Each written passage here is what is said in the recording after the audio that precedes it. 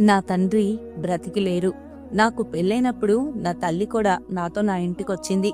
అనుకోకుండా నా తల్లి గర్భం దాల్చింది. నాకు కడుపు రావడానికి బదులు నా తల్లికి ఎలా కడుపొచ్చిందోనని నేను ఆశ్చర్యపోయాను. అప్పుడు నేను ఈ విషయమై నీకు నీ అత్తతో ఎఫ్ఐఆర్ ఉందని నా భర్తను నిందించాను. దాంతో నా భర్త ఇల్లు వదిలి వెళ్ళిపోయాడు. మమ్మీ బిడ్డకు జన్మనిచ్చాక నా మామయ్య చెప్పిన విషయం విని నా ప్రాణం పోయినంత పనైంది. మమ్మీ అయితే రోజు నాకు కొన్ని ఘటనలు ఎలా ఉంటాయంటే, మనుషులు ఎంత వద్దనుకున్నా వాటిని ఒప్పుకొని తీరాల్సినంతగా ఆ కష్టాన్ని భరించడం తప్ప వేరే ఏమీ ఉండదు. ఇంకా అదే ఒకవేళ తమ సొంత వారి విషయంలో ఎదురైతే ఆ బాధ, కష్టం అంతకన్నా ఎక్కువ భరించలేనిదిగా అనిపిస్తుంది. నా రాతలో విధి నాతో ఎలా ఆడుకుందంటే నాకే నా పరిస్థితి అర్థం కానంతగా. నా జీవితంలో నాకు ఇంత చెడు జరుగుతుందని, ఇలాంటి ఒకరోజు నా జీవితంలో వస్తుందని నేను అస్సలు అనుకోలేదు. నేను చాలా సంతోషంగా జీవితం గడుపుతున్నాను. కానీ అకస్మాత్తుగా అంతా మారిపోయింది. ఇంకా అంతా నాశనమైంది. నా ఇంటిని నేను ఎంతగా భద్రంగా జాగ్రత్తగా చూసుకున్నానో, కానీ ఒక్కసారిగా ఎలాంటి తుఫాన్ వచ్చిందంటే అది నా సర్వస్వాన్ని ముంచేసింది. నా కోరికలు, ఆనందాలు అన్నిటిపై నిప్పులు కురిపించింది. ఇదంతా నా పెళ్లి జరిగినప్పటి నుంచే మొదలైంది. నా తండ్రి బ్రతికిలేరు. నా పెళ్ళయ్యాక నా తల్లి నాతో పాటు నా ఇంటికొచ్చింది. నాకు ఆ విషయం తప్పుగా అనిపించలేదు. ఎందుకంటే ఒకవేళ నా తల్లి నాతో రాకుంటే తను ఒంటరిదైపోతుంది. అందుకే నేను చాలా చెప్పి ఒప్పించాకే ఆమె నాతో ఉంటుంది. ఈ విషయమై నా అత్తారింటి వాళ్ళకు కూడా ఎటువంటి ఇబ్బంది లేదు. వాళ్ళు ఈ విషయమై రాజీ పట్టారు. ఆ వెంటనే నా తల్లి నాతో ఉండటానికి శాశ్వతంగా వచ్చింది. లేకుంటే ఏమయ్యేదో ఆ దేవునికే తెలియాలి. అయినా అంత సజావుగానే సాగుతుంది. కానీ నాకేదో కాస్త వింతగా పరిస్థితి అనిపిస్తోంది.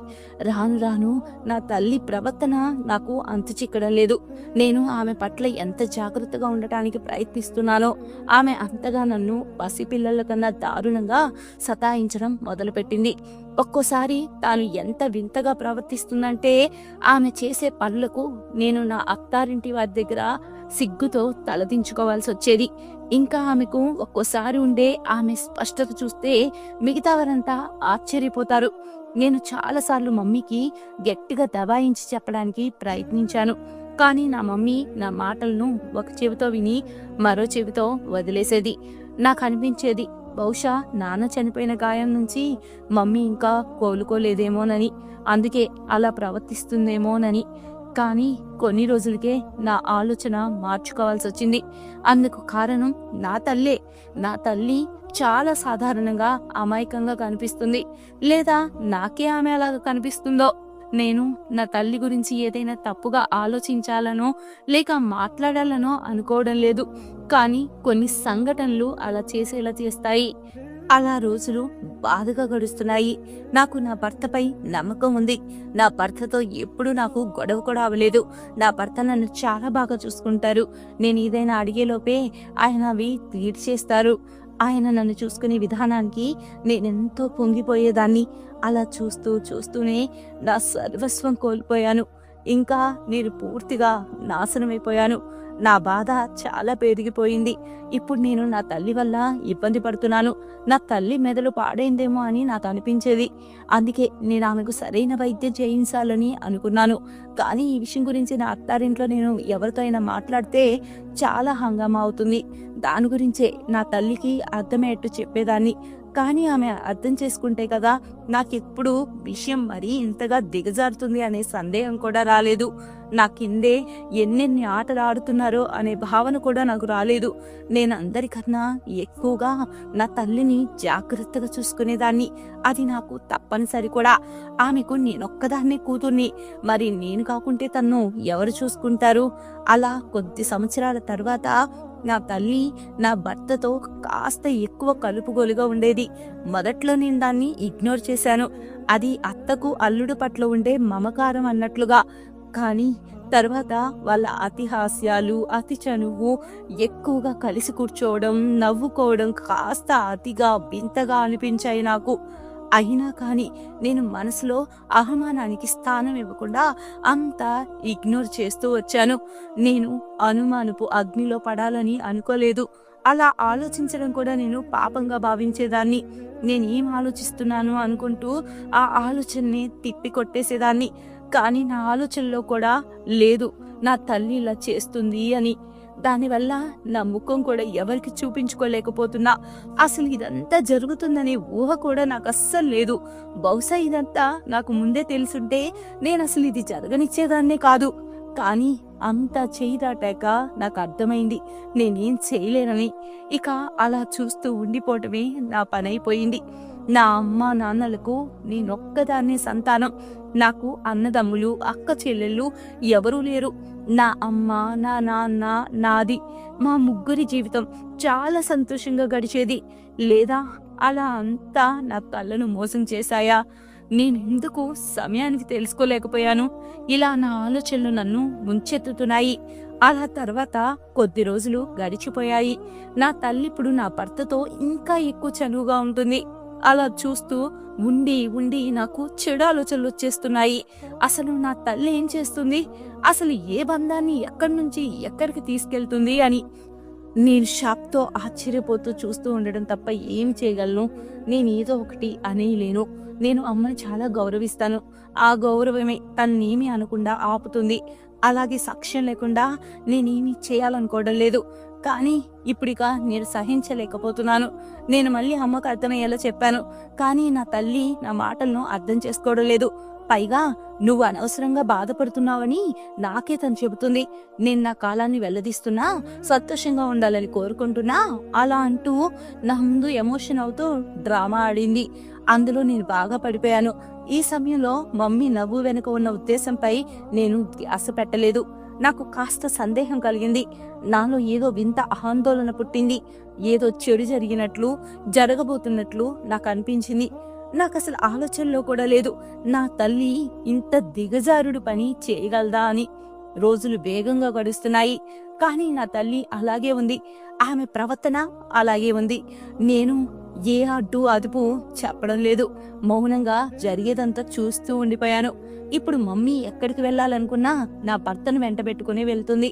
నేను ఈ మార్పులన్నీ చూసి జరిగే వాటన్నిటికీ షాక్ అయ్యేదాన్ని. అలా తర్వాత కొద్ది రోజులకు అమ్మ బయటికి వెళ్ళడం ఎక్కువ చేస్తుంది. ప్రతి 2 రోజులకు ఒకసారి బయట చక్కర్లు కొట్టడం మమ్మీకి అలవాటైపోయింది. నేను అడిగితే ఆ ఇంటికి వెళ్ళాను, ఈ ఇంటికి వెళ్ళాను, వాళ్ళని కలవటానికి వెళ్ళాను, వీళ్ళని కలవటానికి వెళ్ళాను, ఇలా ఇలా ఏదో ఒకటి చెప్పేది.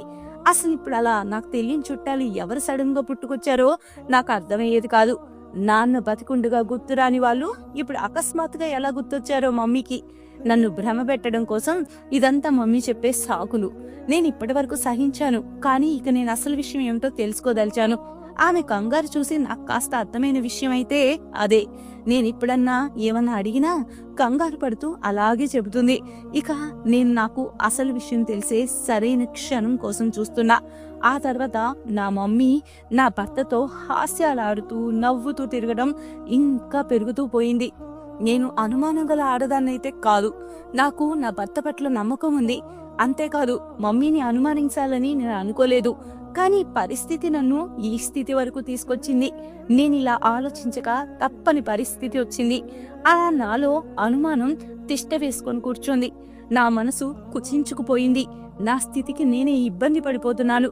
నా పరిస్థితిని నేను ఎవరికి చెప్పలేదు, చెప్పాలని కూడా అనుకోవడం లేదు. నా అత్తారింటి వాళ్ళు కూడా మమ్మీ చేసేదంతా చూస్తున్నారు. అంతేకాదు చాలాసార్లు నా అత్త నాకు గట్టిగా చెప్పింది, నీ తల్లి లక్షణం బాగోలేదు, తనపై కాస్త దృష్టి పెట్టు అని.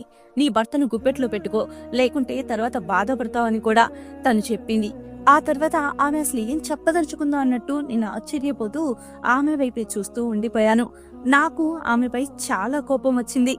కానీ ఆమె చెప్పింది కరెక్టే కదా. నన్ను నేను తమాయించుకున్నాను.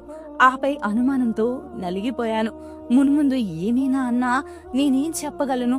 నా తల్లి పనులు స్పష్టంగా నాకు కనిపిస్తుంటే నా అత్త మాటలకు, నా తల్లి చేష్టలకు ఇప్పుడు నాకు చాలా ఇబ్బందిగా అనిపిస్తుంది. ఆపై రోజు రోజుకి నా బుర్ర పురుగు తొలుస్తున్నట్లుగా అయిపోతుంది. నా భర్తతో కూడా చాలాసార్లు గొడవ పడ్డాను. అలా కొద్ది రోజులకు నేను పొద్దున్నే లేవగానే తలంతా భారంగా, ఇంకా చాలా నొప్పిగా అనిపించేది. అసలు నాకేమవుతుందో అని షాక్ అయ్యేదాన్ని. రాత్రి నేను నిద్రపోదామని పడుకోగానే చాలా నిద్రొచ్చేది. అంతేకాదు, ఎంత గాఢ నిద్రపోయేదాన్నో చెప్పనే అవసరం లేదు. తర్వాత నేను నా మెదడుతో ఆలోచించాను. నాకు ఓ విషయం అయితే అర్థమవుతుంది. ఏదో వింతగా అనిపిస్తుంది, ఇంకేదో జరుగుతుంది.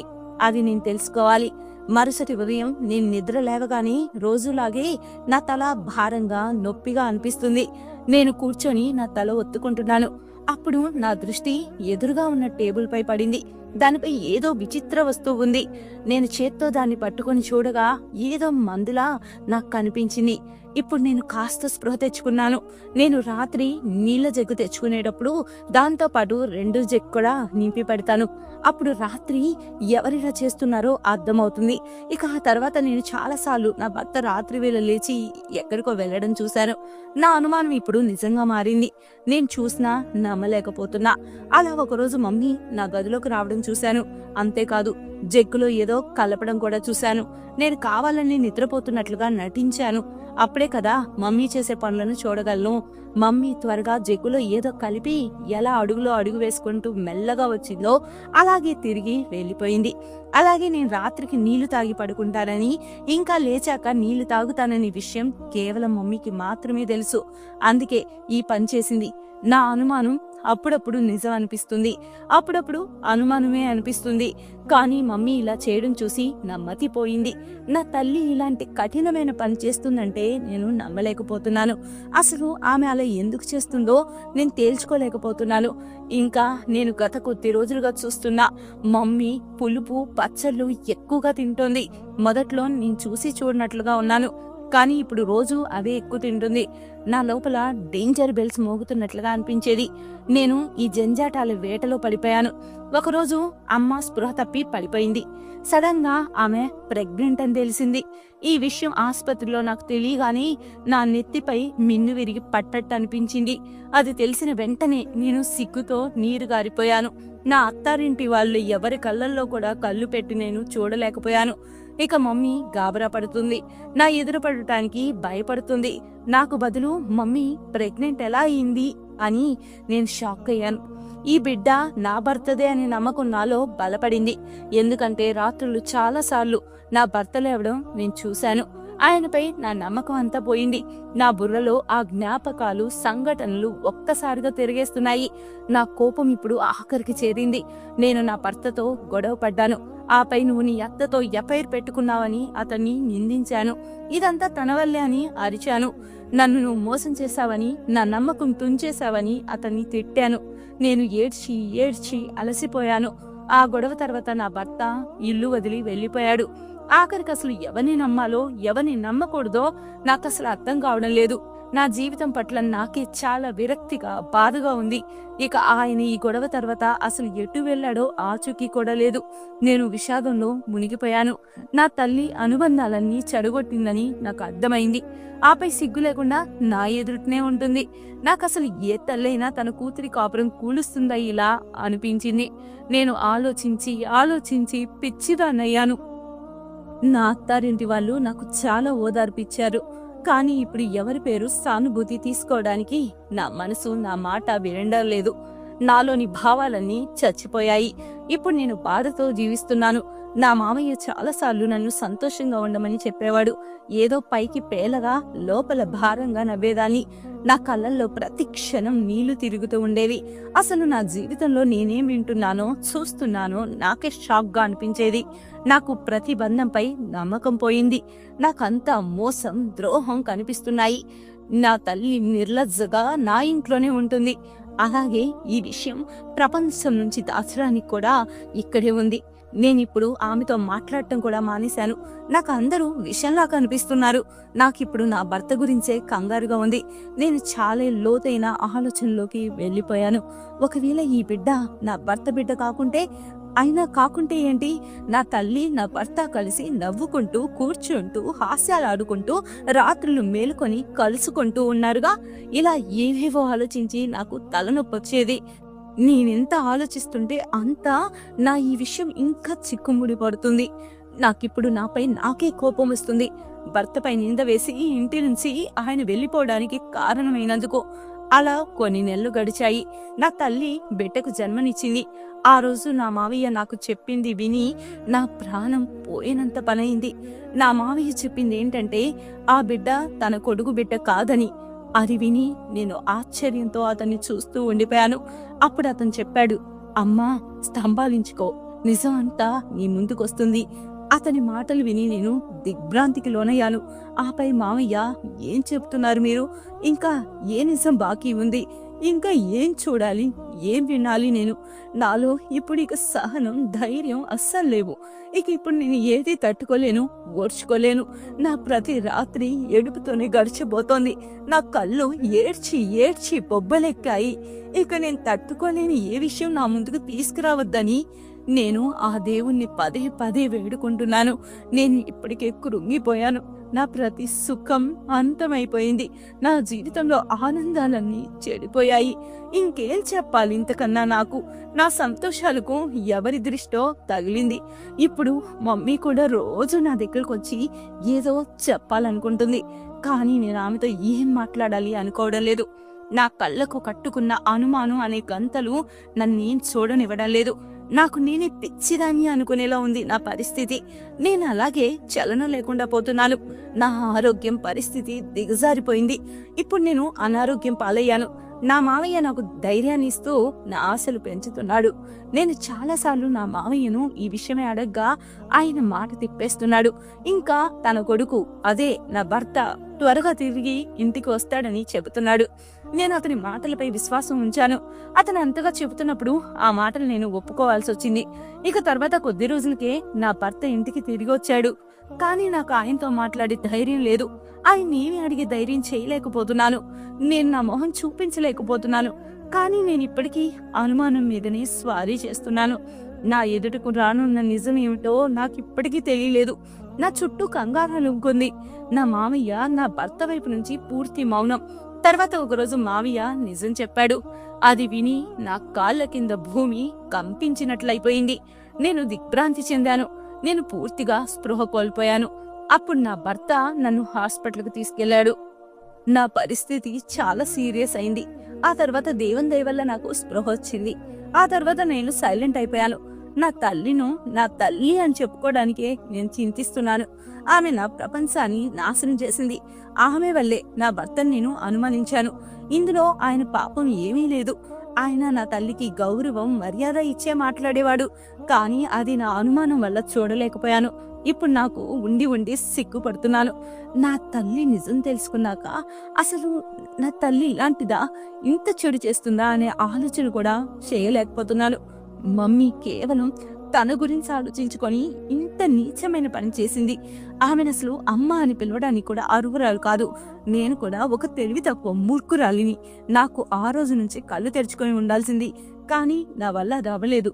చెప్పుకోవడానికి తల్లి కదా అని నేను గౌరవంతో ఈమెను ఏమి అనలేకపోయాను. కానీ అమ్మ అనిపించుకునే గుణం లేదా ఆమెకి.